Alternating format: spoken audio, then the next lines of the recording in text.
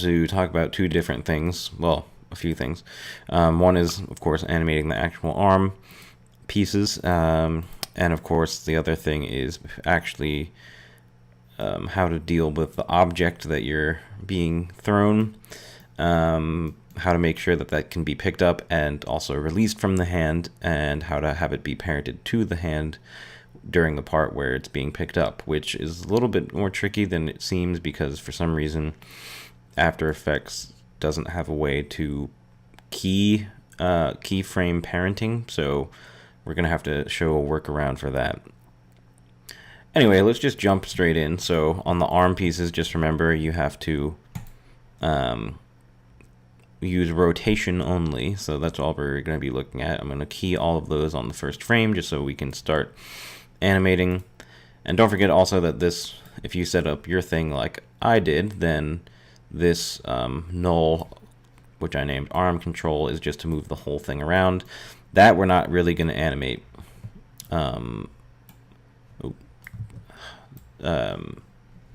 We're just purely going to use this to adjust things if we need to. So our first pose, we can kind of have our arm situated a little bit like this or something. And we can think about putting in our kind of like anticipation and stuff as we go along.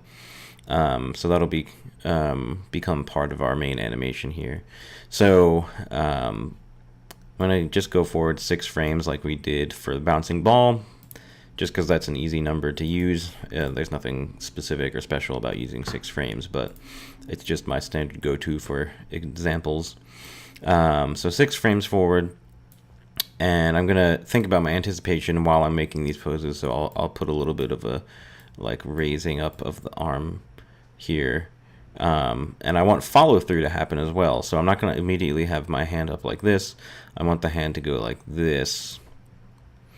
And this time I'll just go 3 frames later. And then I'll move the hand up like that.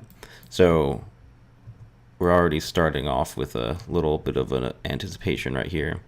And it does look a little clunky, but we're not going to worry about that for right now because we just want to get all the poses in. So anyway, just right there, just with 3 keyframes, and I will just key this even though that I didn't change anything. So if you want to manually key something, you can just click the diamond icon over here.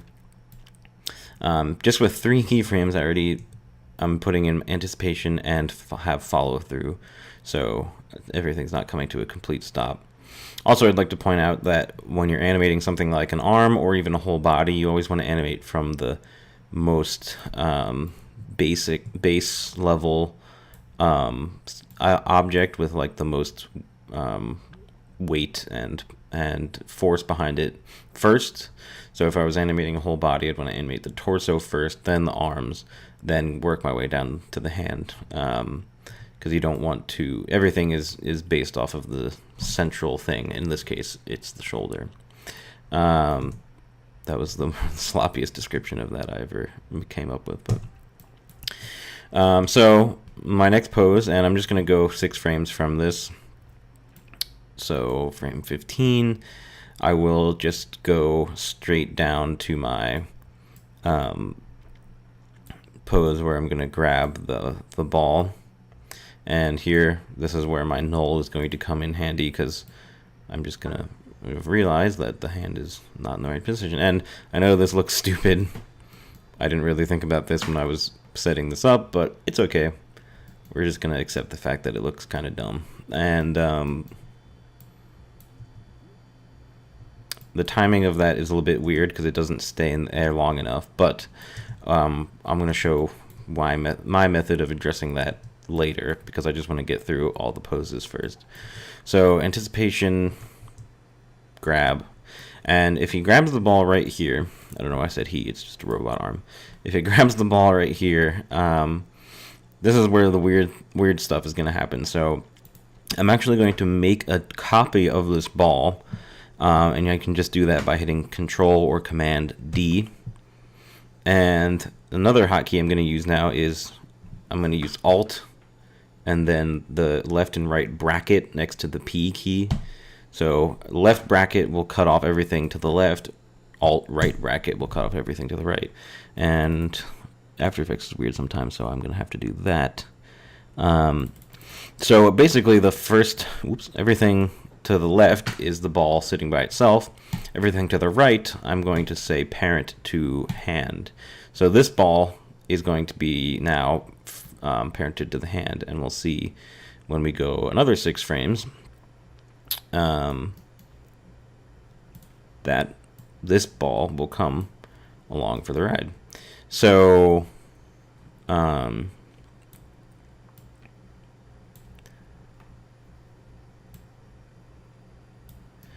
that transition looks a bit weird.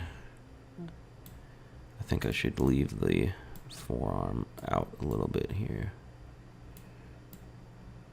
Your elbow can't bend this way, so I don't want to go too far, but again, we're just putting in the rough poses for now, and we'll go back and refine everything later. So I know the timing is intentionally being left awkward. So our full, this is a kind of our halfway pose. We'd probably actually want to go even further than that, all the way back to this, because we do want to just hit the extreme poses first. We don't want to go too far, or we don't want to get too detailed before we've hit the main poses. So we do want to go all the way back from there to there, and we'll kind of add and follow through when we go back through. Then of course we have to get to our actual throw pose. This is where it's clear that the 6 frame timing is not going to work. It worked for the bouncing ball for the most part, but with more complicated stuff, just going every 6 frames, it's not going to cut it. So here's where our ball gets thrown. The arm is going to be pretty much straight at this point, and if we are just going to say this is where the ball gets thrown, then we can do the same exact thing, but in reverse. So the parented ball, I'm going to Control D, Alt bracket, and this one will no longer be parented. So we're just doing the opposite of what we did before. And now this ball will actually have to have its own keyframe, where I'm going to hit P, position, and I'll just randomly move that off to the side, and we'll see how that looks. That's probably pretty a little too fast. But now we can see a really rough version of our whole thing, which of course looks super goofy right now until we work through the timing. But I'll add one more pose for the hand at the end before we start doubling back. And I'm going, this is going by pretty quickly. Oops. What the heck is 27 plus 6?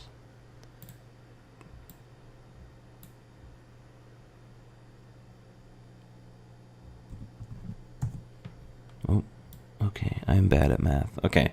And I'll make my arm continue down a little bit further there. And then I'll probably do like one more pose at the end where the arm goes back to its kind of neutral pose. So overall, still weird timing. I'm going to hit B at the end here. Oh, sorry. N at the end here to cut that off so we can watch it loop. But here's, that's just the basic of how we can get the ball to remove itself from the hand there. Kind of dumb, but hey, I didn't code the program. I just know how to use it. So now that we have this kind of awkward looking thing, we have to really go back and start dealing with the timing. So the first thing is that some of these just happen too fast. So it reaches down, grabs the ball, and then immediately snaps back up. And part of that we could try using an easy ease. And I showed easy ease, which does it on both sides. So we can see how that looks. Doesn't really do much. So really the better option here will be to literally just put another pose in the middle and adjust our spacing here. So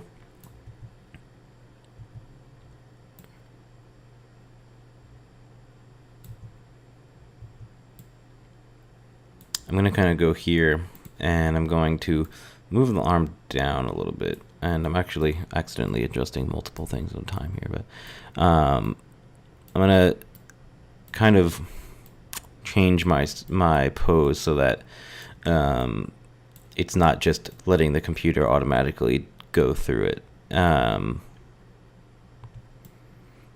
think the other main thing, so you can see the difference here. So if I just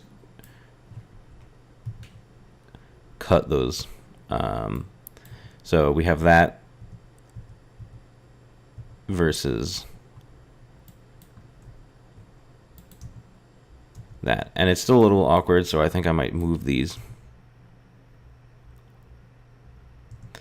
And the other main thing is that the arm isn't staying back in the anticipation pose long enough.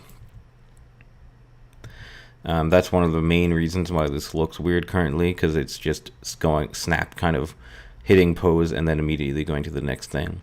So we do want to sometimes just have a hold pose. So here's what I'm going to do. I'm going to move this frame back a little bit. This is the frame where it's throwing it. And this is going to mess up my... Actually, you know what? Let's try and do that without messing up the throw, just to see if we can. That was one problem with preemptively getting to the ball part.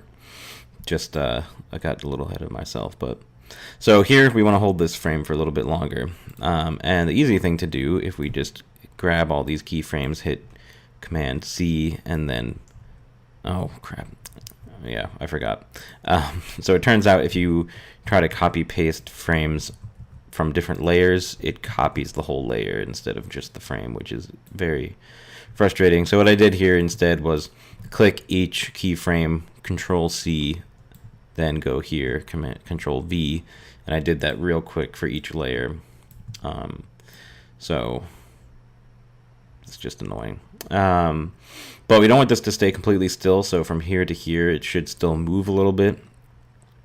So we can actually, on the second one, just push that a little bit further and have my hand go back like that.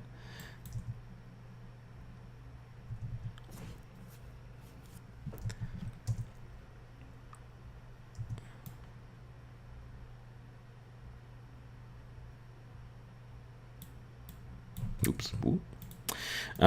So that feels a little bit better. I'd probably actually want to hold that for a little bit longer to build up a little bit more anticipation, which unfortunately means we're going to have to edit the timing of our ball, so this is going to have to change. Luckily, it's not too hard to adjust because we can just grab the layer and kind of move it back and forth like this, but we will have to adjust the length of some of the other layers. So let's just go ahead and in fact, I might even just hide the ball for now. So I'm going to hide those layers just so they're not distracting me.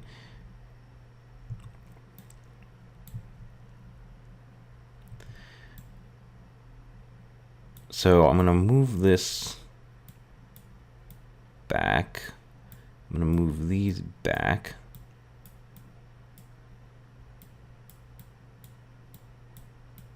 And move those closer together.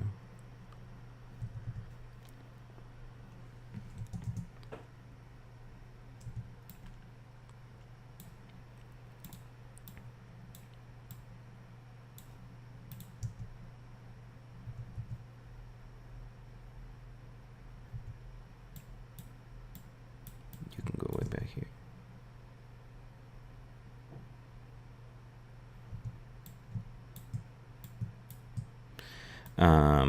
Sorry, I'm just kind of going along without saying anything. I still feel like that needs to hold a little bit longer there.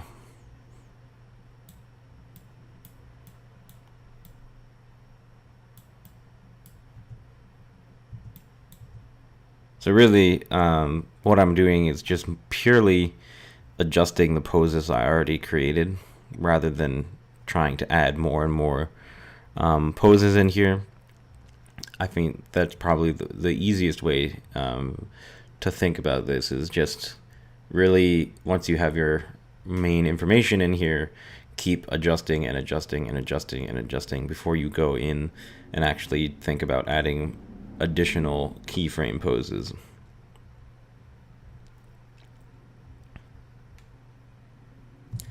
So I think it needs to hold when it picks up the ball too. I think that's happening too fast. So it's, see right here, it's touching where the ball would be and then immediately going back up. So similar thing, I'm going to move this frame a little bit further forward, and then I'm going to individually hit Control C and then hit Control V on each one of these. Control C, Control V, Control C, Control V.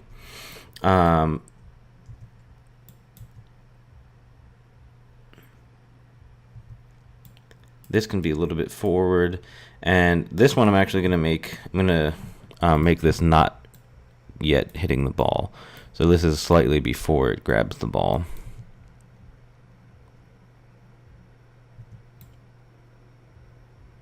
I think this anticipation is slightly looking awkward as well, but thus is the nature of animation. So it's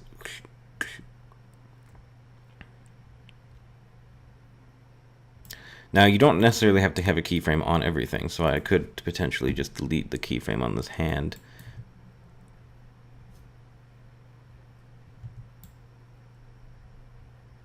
And I might delete this keyframe on the hand too.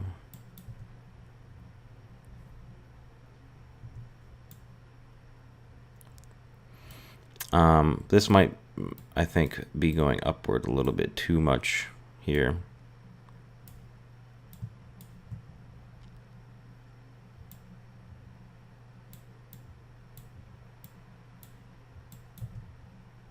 Oop, nope, that looks a little awkward now. I overdid it. This is what happens when you put too many keyframes in. So here's what I'm going to do. Delete those.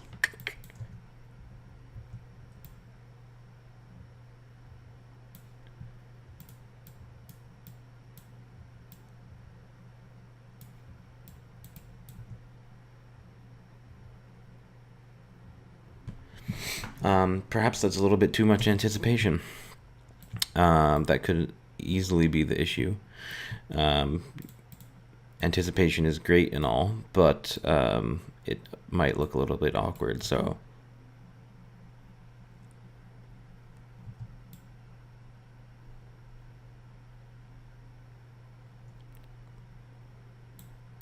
move you forward, and I'm gonna again hold this for a little bit longer. So Control C, Control V, Control C, Control V, Control C, Control V.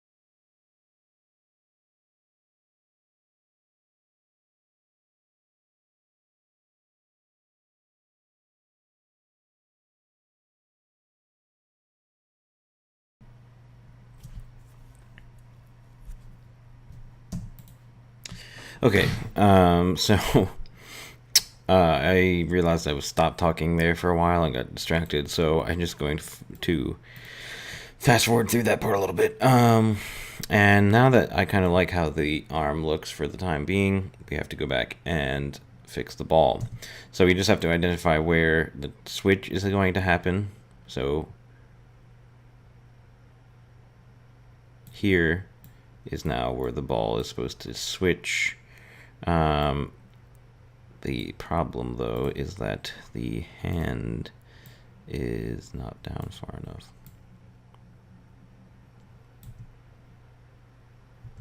And now the ball doesn't get thrown until around here. So that would be where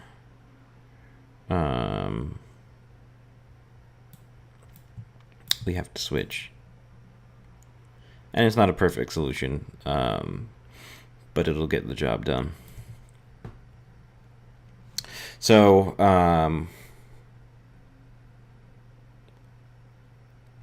that's really the whole process, is just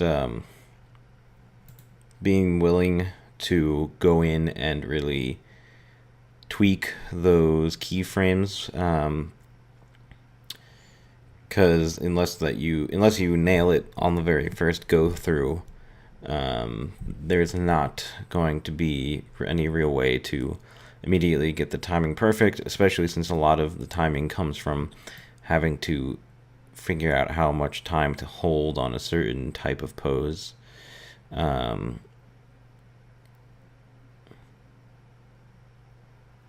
And you really just have to sit down and work at it for a while. But really, this didn't take me too long.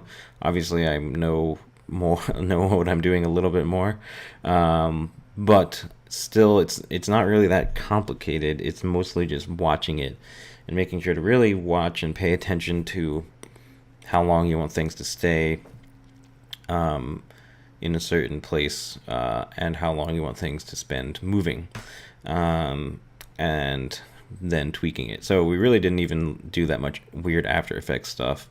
Just in certain places chose to put in more keyframes or move keyframes around. Now I can turn on motion blur just to see what it looks like, which looks pretty cool.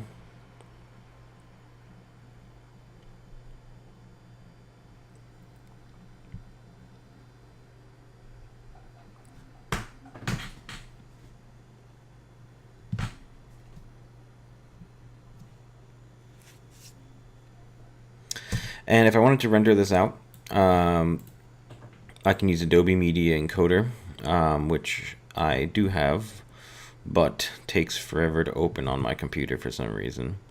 So I'm just going to save this After Effects project, and I will go to, and I'll have Adobe Media Encoder open already.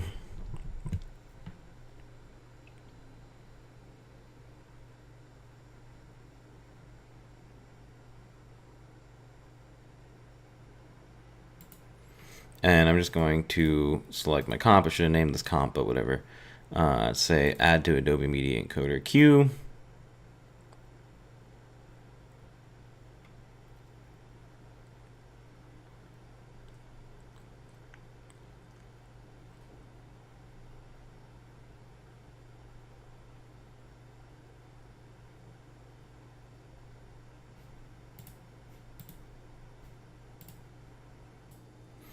And once it appears in your queue, you can probably just go to match source, say high bitrate.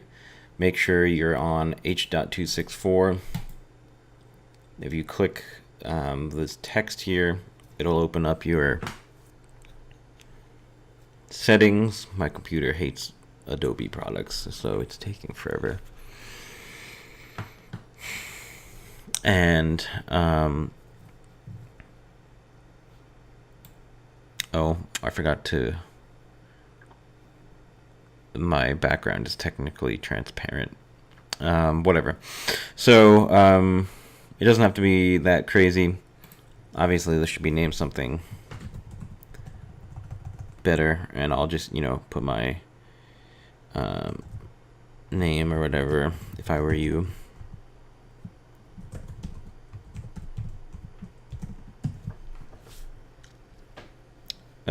We don't actually need audio unless you want to put audio in. You can try saying use maximum render quality and maximum depth just to make sure it looks nice. Otherwise, we can see that it's only going to be about 2 megabytes. So I'll hit OK and then hit my play button. And it's just going to render from here.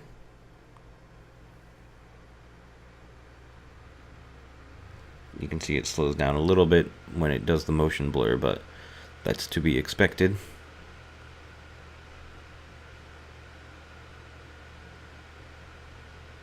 And now we're done.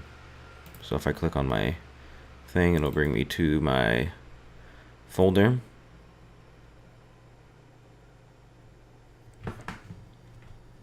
And we're all set. Obviously, if you want to spice up your scene a little bit, add a background, add whatever else you feel like doing, then be my guest. The more, the merrier. But that's our basic look at throw animation. I could easily go in and spend more time fleshing this out even further, just really going into each part and timing it out really meticulously. But this is honestly doesn't look too bad for the amount of time that I spent on it. All right, so hopefully this is helpful for you guys, and we will see what these animations look like in class. See you next week.